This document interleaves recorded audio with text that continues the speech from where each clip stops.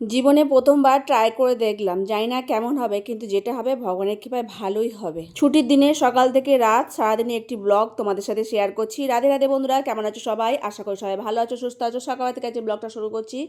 পনিরে নুন হলুদ আর একটু কর্নফ্লাওয়ারের গুঁড়ো মাখিয়ে অল্প তেলে পনিরগুলো ভেজে নিচ্ছি। পনির আলু ফুলকপির রসা করব, আর ওদিকে অন্নটাও বসিয়ে দিয়েছি।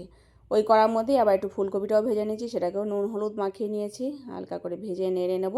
তারপরে প্রেশার কুকারের মধ্যে একটু আলুটাকে সেদ্ধ করে নিয়েছি, সেটাকেও ভেজে নিচ্ছি। সব কটা ভাজাভাজি হয়ে গেলে মশলা দিয়ে ভেজে জল ঢেলে দিয়েছি। এখন এটাকে সাঁতলে নিলাম, একটু জিরে তেজপাতা একটু হালকা মিষ্টি দিলাম, আর লাস্টে গরম মশলা গুঁড়ো দিলাম। কড়াইশুঁটি কটাও আগে দিয়ে দিয়েছি। ব্যাস, এই এক তরকারি অন্ন করেছি, শশা দিয়ে ভগবানকে ভোগ নিবেদন করেছিলাম। আজ মন্দিরে যাওয়ার আছে, তো এই তাড়াতাড়ি করে সকালবেলা এক তরকারি অন্ন প্রসাদ পেয়ে এখন বেরিয়ে পড়ছি।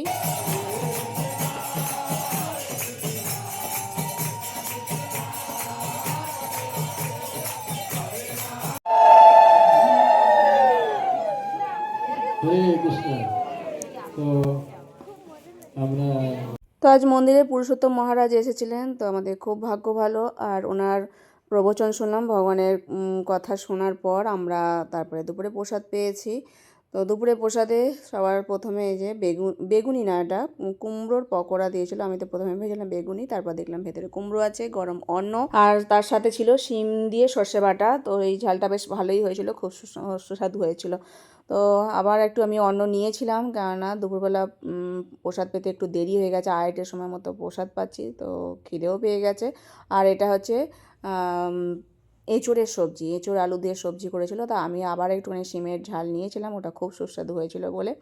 তো এঁচোড়ের সবজিটাও ভালো হয়েছিল। এই সকলে মিলে প্রসাদ পাচ্ছি। অনেকখানি বেলা হয়ে গেছে, আমাদের ওই ট্রেনটা ধরা হয়নি, যে ট্রেনটা আসি তারপরের ট্রেনে আবার আসতে হয়েছে, কারণ অনেকখানি বেলা হয়ে গেছিলো। তারপর ছিল সবার শেষে পরমান্ন, সেই প্রসাদ পেয়ে চলে এসেছিলাম।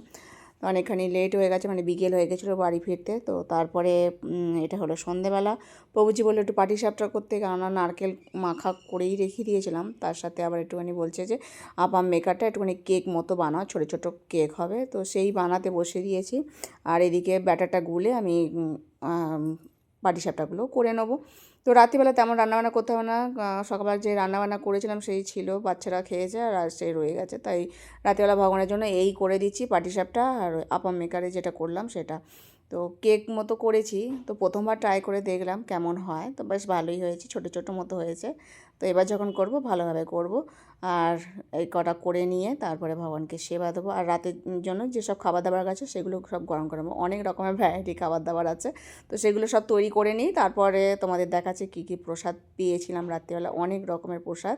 তো আপামের যে কেকগুলো বানিয়েছিলাম বেশ সুন্দরই হয়েছে। তো প্রথমবার এই ট্রাই করলাম, খারাপ হয়নি, খেতেও বেশ ভালো হয়েছিল। তো দেখো কত রকমের প্রসাদ, একটু পরোটা, একটুখানি তড়কা, এদিকে অন্নটাকে আবার একটা জিরে কড়াইশুঁটিতে ভেজেছিলাম ঘি দিয়ে। মিনি কেকগুলো নিয়েছি, এদিকে আবার পাটিসাপটা নিয়েছিল। তো দেখো মিনি কেকগুলো কেমন হয়েছে, যেমন কেক হয় খুব সফটই হয়েছে। তো যাই হোক, খুব সুস্বাদু প্রসাদ হয়েছিল। আজকের মতো ভিডিওটা শেষ করছি। হরে কৃষ্ণ।